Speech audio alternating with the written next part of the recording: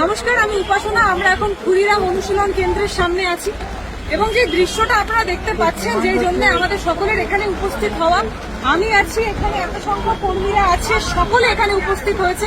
মূলত কি জানেন তো, by hook or by crook তারা বাংলাকে দখল করার যে ক্রমাগত নোংরা প্রচেষ্টা, বর্বর প্রচেষ্টা চালাচ্ছে, সেইটার আরেকটা উদাহরণ আমরা দেখলাম আজকে একদম ক্ষুদিরাম অনুশীলন কেন্দ্রের একদম সামনে।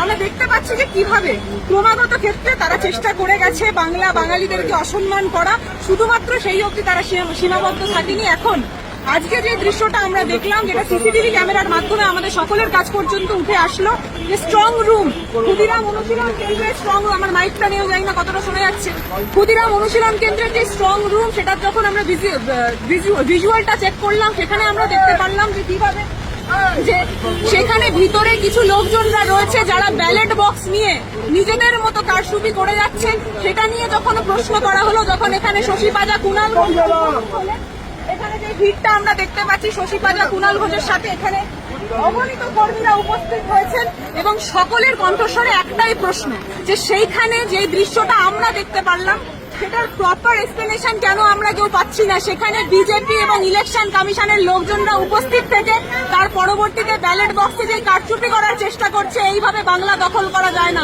সমান দৃশ্য আমরা দেখেছিলাম যখন বাইরেন বিশ্বাস এই কথাটা তুলেছিল, যে 17 মিনিট ধরে স্ট্রং রুমের যে ভিজুয়ালটা, সেটা 17 মিনিট ধরে ব্লক করা হয়েছিল, বন্ধ করা হয়েছিল। সমান এখানে আমরা দেখতে পাচ্ছি যে স্ক্রিনে দেখা যাচ্ছে ভিতরে কিছু লোকজনরা রয়েছে, খুব স্বাভাবিকভাবে সেখানে উপস্থিত ছিল বিজেপি এবং ইলেকশন কমিশনের লোকজনরা, সেখানে অন্য দলের কোনো প্রতিনিধি ছিল না।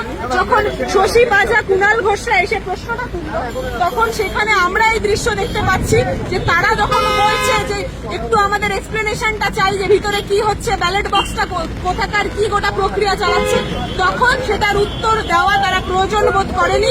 আমরা এখানে সকলে যারা রয়েছেন তারা ভিজতে ভিজতে বারবার একটা প্রশ্নই করছেন। আমরা দেখলাম অনেকক্ষণ ধরে আছো, ঠিক আছে, কি ঠিক করলে তুমি একটু বলে দাও। লাইভ করা যাচ্ছে না কিন্তু ভিডিওটা। আনওয়ান্টেড পিপল ভেতরে ছিল, সেটা স্ক্রিনে দেখা যায়।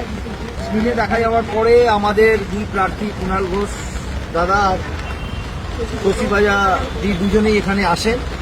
আসার পরে আমরা খবরটা পাই, যেটা দেখা যায় যে ভেতরে যারা আছে, যে মানুষগুলো 8 থেকে 10 জন, সেই 8 থেকে 10 জন বেসিক্যালি কোনো একটা যে কারণেই ভেতরে ঢুকে থাকুক, সেটার সঙ্গে যখনই তখন যাবে, তখন তৃণমূলের কোনো প্রতিনিধি হোক বা তৃণমূলের পাঠানো প্রতিনিধি হোক, তাদের থাকাটা জরুরি। যখনই স্ট্রং রুমে কেউ যাবে, 2টো দলেরই বা 3টে দলেরই লোক থাকবে।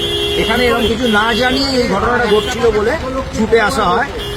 এবার যেটা ঘটে সেটা হচ্ছে, ভেতরে দেখা যায় যে বিজেপির এখানে লোকাল লিডার কিন্তু অলরেডি তাই ভেতরে মজুদ আছে।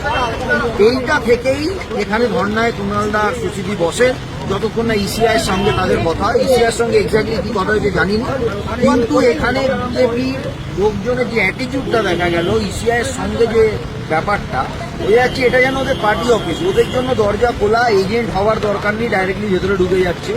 কিন্তু অন্যান্য কোনো প্রতিনিধি হোক, যে হোক, তাকে কিন্তু আটকে দিচ্ছে, ভেতরে যেতে দিচ্ছে। এই যে পার্টি অফিস মার্কা অ্যাটিটিউড, এইটার জন্যই আজকে নেত্রী বলেছিলেন যে আমাদেরকে এখানে মাটি আঁকড়ে পড়ে থাকতে হবে। কেন, ওরা তো জেনে গেছে যে নর্মাল ভোটিং আর কিছু হওয়ার নেই। এবার ওদের লাস্ট অপশন হচ্ছে ইভিএম। এই ইভিএমটাকে এবার ওরা টার্গেট করছে, সেটাকে আমাদের রুখে দাঁড়াতে গেলে, যদি সারা রাত জাগতে হয়, যদি বৃষ্টিতে ভিজতে হয়, বাংলার ভবিষ্যতে কথা ভেবে সবাইকে এগিয়ে আসতে হবে, থাকতে হবে। এই লড়াইটা সবার লড়াই। উপাসনা অত দূর দিয়ে দৌড়ে এসে দেখছে যেখানে কি ঘটনা ঘটছে। এই ঘটনাটা অনেকক্ষণ আগে থেকে ঘটছে।